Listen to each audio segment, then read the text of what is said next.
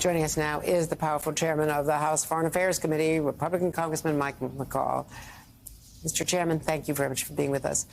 So do you think that is there some running room here to negotiate maybe a smaller amount for Ukraine, some combination so that this fight could be averted? Because there's so little time before November 17th, and you still have to vote some kind of continuing legislation resolution to keep the government open.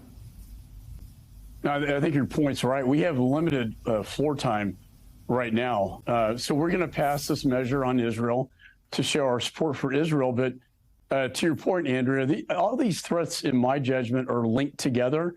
That's what I've told my leadership. That's what I've told the White House. They agree that you cannot dissect Putin from Hamas, from Iran, from China. They're all aligned together.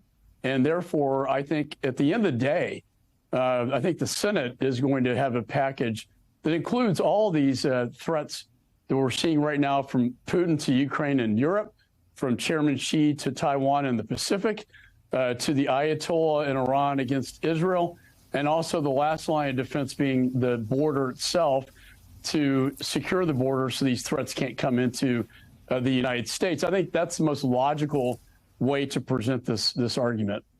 And there's new information today, Mr. Chairman, from the CBO, the Congressional Budget Office, that you know, that we're talking about 26.8, almost $27 billion shortfall. So the proposal is to take the money from IRS crackdown enforcement against wealthy taxpayers, tax evaders, shall we say, but that it's actually not budget neutral, nor should, I mean, there is an argument that this doesn't have to be budget neutral.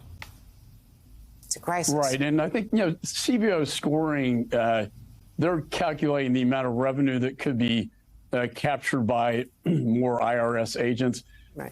I would have to beg to differ a little bit. I think wealthy people know they have attorneys and accountants. I think having worked at the Department of Justice in the past and with the our IRS agents who are very good, they're going to try to find cases, and the ones that are easiest are probably the middle class to lower upper income. Those are the cases they'll make. But, my side of the aisle, look, we need a victory on the House floor.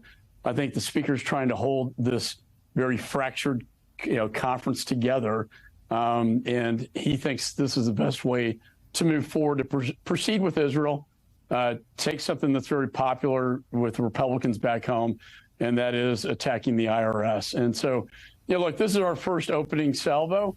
It's not how the movie's going to end. I do think it's going to end, Andrea, with the 4 threats, as I outlined, put together, coming over from the Senate. That's very important context.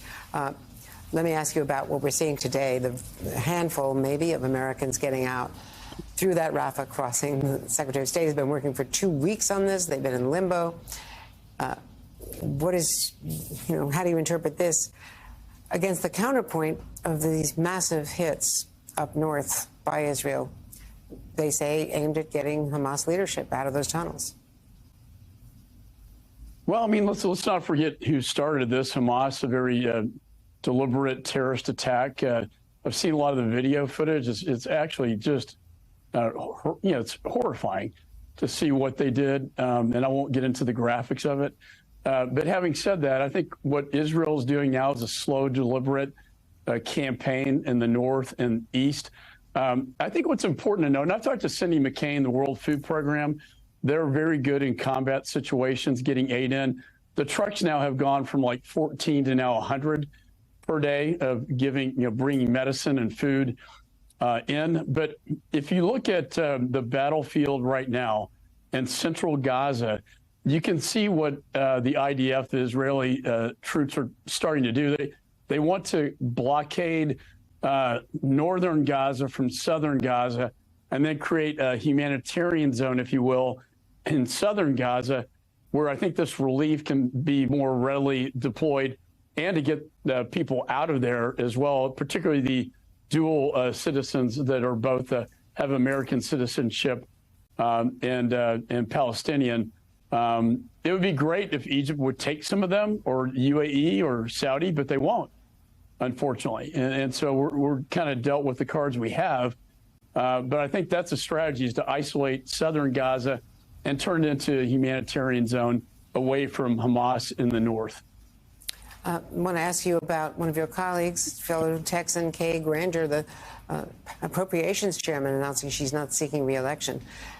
She was one of the leaders of the way to block Jim Jordan from becoming speaker. So there's continuing fallout from that very damaging speaker fight, right?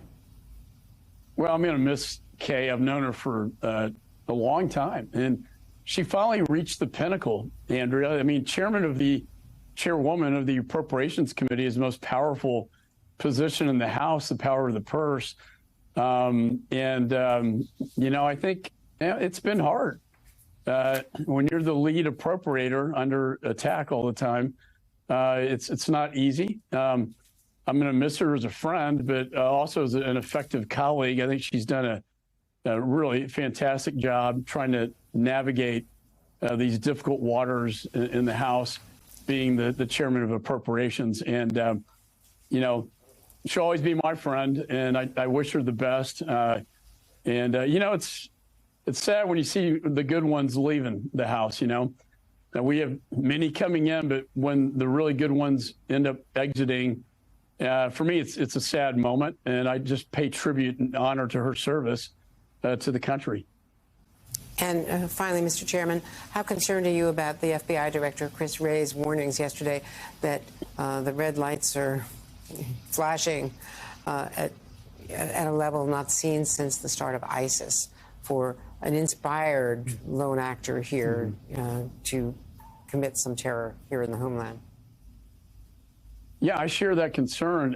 When I chaired the Homeland Security Committee, it was at a critical time when ISIS and the Caliphate was really on the march, not only in Syria, in Iraq, and the Middle East, but the inspired homegrown attacks in the United States. So we don't want to see a repeat of that, because I remember just the sermons of al-Awlaki being on the internet, inspiring people in the United States to attack Americans in the United States. I think he's correct.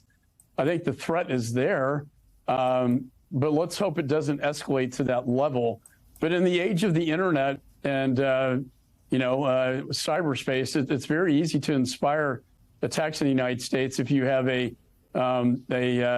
vision of killing. And Hamas is a terrorist organization. They're also aligned, with Hezbollah, with Iran itself.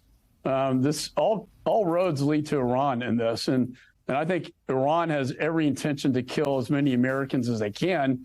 And what better way than through homegrown attacks inspired over the internet?